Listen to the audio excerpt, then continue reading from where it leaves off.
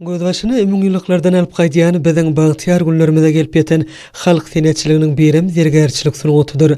Halkymyzyň ruhy dünýäsini açyp görkezýän zergärçilik sunugaty gadymy döwürlerden bäri özüniň ýokary çeperçiligi bilen şöhretlenýär. Berkarar döwletiň täze ýamyny galkynşy döwrüne ýagşy ýasan usulyň kesipkärini ýetirmän zergärçilik sunugatyny dowam etdirýän zergärlik çekýän zähmetine munasip baha berilýär.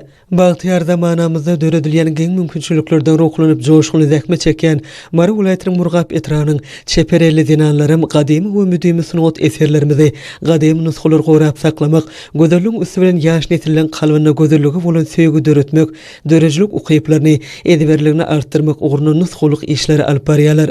Türkmen zergärleriniň hünerli gollaryny dören guppu, egme, maňlaýly guly halka gulyaky, tumary, bukaw, biledik, asyk, saçmojuk, kökünli ýüzek, heykel, çapraz şaňa ýaly milli şaýsepler şöhretli taryhymyzda öçmejek ýyz galyryp, biziň şuwlarymyza çenli sarpalanyp gelenler. Türkmen zergärleriniň çyn zähmetinden, ihlasyndan öňýän, sünnälenip ýasalýan şaýsepleri gelin gyýlan gözelligine gözellik goşup, ähli döwürlerde de dünýä ýüzünde uly gyzyklanma bildirilýär. Zergärçilik sunugatynyň inçe ýollaryny öwrenip, geljekki nesillere miras goýmakda hormatly prezidentimiziň döredip berýän geň mümkinçilikleri çepereli zenanlaň dörejilikli işlemegini ruhlandyrýar.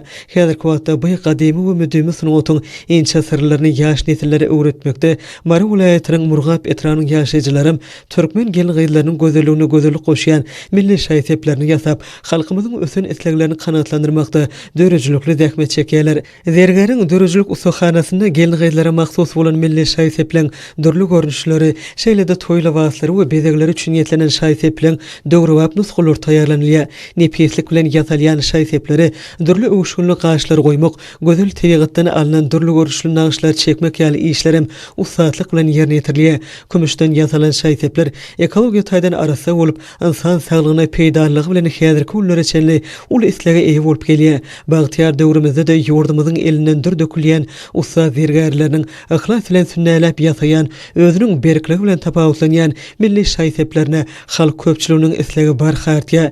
Öz işine ihlasly zergärler halkara parahatçylyk onaşmak ýylyna geňden beleniljek şanly betaraplamyzyň 30 ýyllyk toýuny dürli öwüşgünli milli şaýsepleň täze nusxalaryny taýýarlap, sowgatly barmagy maksat edinýärler.